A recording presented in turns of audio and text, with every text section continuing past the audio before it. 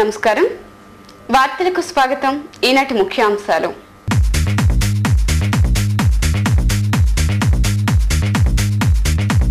గన్నవరంలో సీఎం కిరణ్ కుమార్ రెడ్డికి ఘన స్వాగతం పలికిన కాంగ్రెస్ నేతలు బందర్ పోర్టుకు సంబంధించి భూముల సేకరణకు నోటిఫికేషన్ విడుదల చేస్తామన్న సీఎం కిరణ్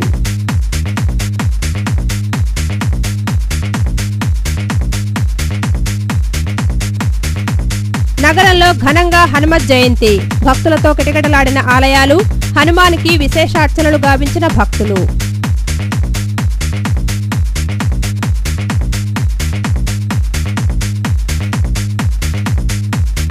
ఇంద్రకీలాద్రి పవిత్రతకు వాటిల్లుతున్న ముప్పు ఆలయ అధికారులు వైదిక కమిటీ వైఖరిపై మండిపడుతున్న భక్తులు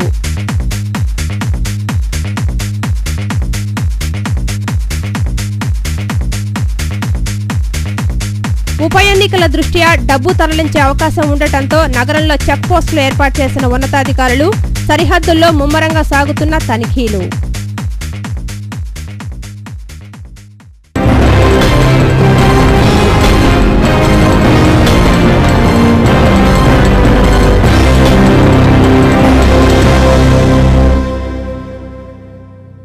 శక్తిపీఠాల్లో ఒకటైన ఇంద్రకీలాద్రి పవిత్రతకు ముప్పు ఏర్పడింది.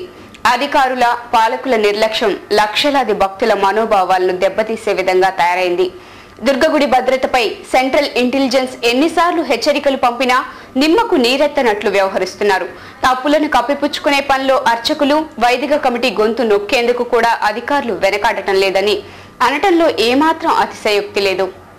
ఇంద్రకీలాద్రిపై ఒక వ్యక్తి అనుమానాస్పద స్థితిలో మృతి చెందటంపై పలు అనుమానాలు వ్యక్తమవుతున్నాయి. జరిగింది చిన్న అపచారమేనని చూపేందుకు అధికారులు తీవ్రస్థాయిలో పైరువీలు ప్రారంభించాయి. శక్తిపీఠాలలో ప్రాధాన్యత సంతరించుకున్న ఇంద్రకీలాద్రి భద్రతపై ప్రజలు పెదవి విరుస్తున్నారు.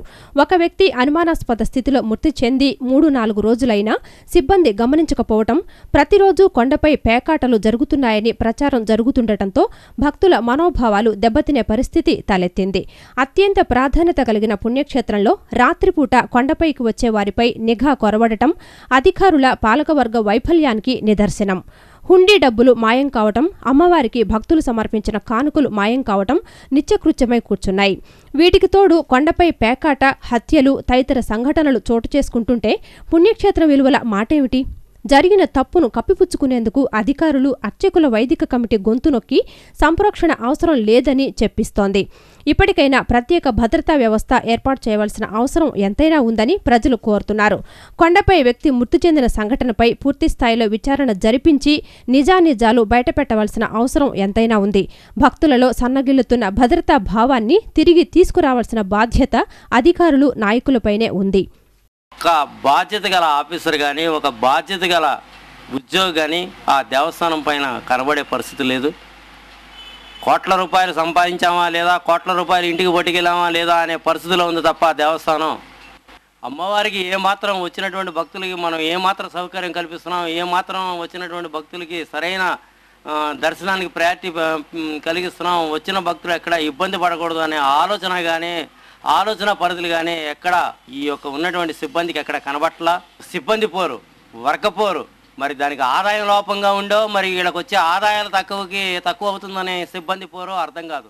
మరి ఈరోజు నిజంగా కలుషితమైన వాటర్ తాగినటువంటి కొన్ని వందల మంది మరి భక్తులు చనిపోయి ఉండేటువంటి వారు, భక్తుల యొక్క హిందూ మనోభావాలు దెబ్బతినే విధంగా మరి అధికారులు ప్రవర్తిస్తున్నారు. భక్తులు వేసే డబ్బులతో మీరు జీతాలు తీసుకుని ఈ రకంగా చేయటం అనేది భావ్యం కాదు అని మేము భావిస్తూ ఉన్నాం. కాబట్టి వీటన్నిటి మీద న్యాయ విచారణ జరిపించి ఎక్కడైతే తప్పు జరిగిందో వాళ్ళందరినీ కూడా సస్పెండ్ చేయవలసిందిగా కోరుతా ఉన్నాం. బందర్ పోర్టుకి సంబంధించి భూముల సేకరణకు ఆదేశాలు ఇచ్చామని, పోర్టు నిర్మాణం ఖచ్చితంగా చేపడతామని రాష్ట్ర ముఖ్యమంత్రి నల్లారి కిరణ్ కుమార్ రెడ్డి పేర్కొన్నారు. డీటెయిల్ ప్లాన్ రాగానే పనులు ప్రారంభమవుతాయని తెలియజేశారు. ప్రకాశం జిల్లాలో ఉప ఎన్నికల ప్రచారంలో పాల్గొనే నిమిత్తం హైదరాబాద్ నుండి ప్రత్యేక విమానంలో గన్నవరంకు సీఎం చేరుకున్నారు. రాష్ట్ర ముఖ్యమంత్రి నల్లారి కిరణ్ కుమార్ రెడ్డి ఈరోజు గన్నవరం విమానాశ్రయానికి విచ్చేశారు. ప్రకాశం జిల్లాలో ఉప ఎన్నికల ప్రచారంలో పాల్గొనేందుకు హైదరాబాద్ నుండి ప్రత్యేక విమానంలో గన్నవరానికి చేరుకున్నారు. సీఎంకు ఈ సందర్భంగా ప్రజాప్రతినిధులు, అధికారులు, పలువురు కాంగ్రెస్ పార్టీ నాయకులు ఘన స్వాగతం పలికారు. గన్నవరం విమానాశ్రయంలో కొద్దిసేపు విశ్రాంతి తీసుకున్న సీఎం అనంతరం జిల్లా అభివృద్ధిపై అధికారులు, ప్రజాప్రతినిధులపై సమీక్ష నిర్వహించారు. ఈ సందర్భంగా సీఎం మాట్లాడుతూ బందర్ పోర్టుకు సంబంధించి ఇప్పటికే భూముల సేకరణకు ఆదేశాలిచ్చామని తెలిపారు.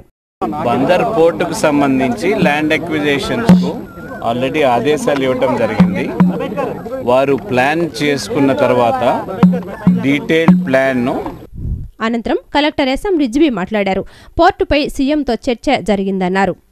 డ్రాఫ్ట్ నోటిఫికేషన్ వరకు ఏ స్టెప్స్ తీసుకోవాలి, పోర్ట్ డైరెక్టర్ ఆఫ్ పోర్ట్ వైపు నుంచి ఏం యాక్షన్ తీసుకోవాలి, అదేవిధంగా రెవెన్యూ డిపార్ట్మెంట్ వైపు నుంచి ఏమేమి చర్యలు తీసుకోవాలి వాటి మీద డిస్కషన్ జరిగింది. ఇంకా director of ports plus revenue department సమన్వయం కోసం హైదరాబాద్లో కూడా వచ్చే వారంలో ఒక మీటింగ్ పెట్టాలని నిర్ణయం తీసుకోవడం జరిగింది. బందర్ పోర్టు నిర్మాణానికి సంబంధించి జూలై నెలలో నోటిఫికేషన్ ఖచ్చితంగా వెలువడుతుందనే ఆశాభావాన్ని బందర్ ఎమ్మెల్యే ఫెర్ని నాని వ్యక్తం చేశారు. పోర్టు నిర్మాణంకు సంబంధించి హైదరాబాద్ లో పోర్టు అధికారులతో సీఎం మరోసారి సమావేశమవుతారని తెలిపారు. ఉప ఎన్నికల బిజీలో ఉన్న పోర్టు నిర్మాణంపై సీఎం దృష్టి సారించడం ప్రశంసనీయమని పేర్కొన్నారు. బందర్ పోర్టు గురించి ముఖ్యమంత్రి గారు పోర్టు డైరెక్టర్తోనూ కలెక్టర్ గారితో సమీక్ష జరిపారు. ఆ సమీక్షలో ఏమేం జరగాలి అంటే గతంలో నవయుగ కంపెనీ 6,200 ఎకరాలకు సరిపడా వాళ్ళ డిజైన్ని అలాగే వాళ్ళ మ్యాప్ని కూడా సబ్మిట్ చేయడం జరిగింది. కానీ ప్రభుత్వం పునర్నిర్ణయించుకున్నటువంటి 4,800 ఎకరాలు ఏదైతే నవయుగ కంపెనీకి ఇచ్చిందో దానికి సంబంధించినటువంటి రివైజ్డ్ ప్లాన్ నవయుగ కంపెనీ ఇంకా గవర్నమెంట్కి సబ్మిట్ చేయలేదని చెప్పారు. సో ఈలోపు నవయుగ కంపెనీని పోర్ట్ డైరెక్టర్ని పుష్ చేసి ఈ అన్ని డిపార్ట్మెంట్స్ని క్లియర్ చేసి జూలైలో నోటిఫికేషన్ ఎలా తేవాలనే దానికోసం ముఖ్యమంత్రి గారి దగ్గర వచ్చే వారం ఒక రివ్యూ మీటింగ్ ఏర్పాటు చేశారు. ఇంత ఎన్నికల ఒత్తిడిలో కూడా ఆయన బందర్ పోర్టుని పుష్ చేయాలని ఒక లక్ష్యంతో ఉన్నందుకు ముఖ్యమంత్రి గారికి ధన్యవాదాలు తెలియజేస్తున్నాం. హనుమత్ జయంతిని పురస్కరించుకుని సుమారు 50,000 మంది దీక్షాదారులు స్వామివారి సన్నిధిలో తమ దీక్షలను విరమించారని హనుమత్ దత్త పీఠ కార్యదర్శి జయప్రకాష్ పేర్కొన్నారు. స్వామివారిని దర్శించుకునేందుకు రాష్ట్రం నలుమూలల నుంచి భక్తులు తరలి వస్తున్నారని ఆయన అన్నారు. ఈ సందర్భంగా హోమగుండాలు ఏర్పాటు చేసి ప్రత్యేక హోమాలు నిర్వహిస్తున్నామని తెలిపారు. పాల ఫ్యాక్టరీ సమీపంలోని శ్రీ హనుమత్ దత్త పీఠంలో హనుమత్ జయంతి ఉత్సవాలు ఘనంగా జరిగాయి. జయంతి ఉత్సవాలను హనుమత్ దత్త పీఠం కార్యనిర్వాహక కార్యదర్శి జయప్రకాష్ మీడియాకు వివరిస్తూ ఉదయం నుంచి స్వామివారికి ప్రత్యేక పూజలు నిర్వహించామన్నారు. 108 కలశాలతో స్వామివారికి పాలాభిషేకాలు నిర్వహించామని అన్నారు. లోక కళ్యాణం కోసం హోమాలు నిర్వహిస్తున్నామని తెలిపారు. భక్తులకు ఎటువంటి అసౌకర్యాలు కలగకుండా ఏర్పాట్లు చేశామని, మినరల్ వాటర్ అందించడంతో పాటు మెడికల్ క్యాంపును కూడా ఏర్పాటు చేశామన్నారు. ఇప్పటి వరకు 50,000 మంది దీక్షాదారులు దీక్షలు విరమించారని తెలిపారు. 108 కలశాలతో స్వామివారికి మూల విరాట్కి అభిషేకం చేయడం జరిగింది. ఇప్పుడు కూడా ఆ కార్యక్రమం నడుస్తుంది. 1,00,000 దళాలతో, నాగవల్లి దళాలతో స్వామివారికి అభిషేకాలు జరిగినాయి, పూజా కార్యక్రమాలు జరిగినాయి, అర్చన కార్యక్రమాలు జరిగినాయి. ఉచిత భోజనాలు, ఉచిత టిఫిను, ఉచిత మెడికల్ క్యాంప్ కూడా నిర్వహిస్తున్నాం. ఇంకా సాయంకాలానికి ఇంకో 20,000 మంది వస్తారని చెప్పి ఇప్పుడు కాసేపు ప్రకటనలో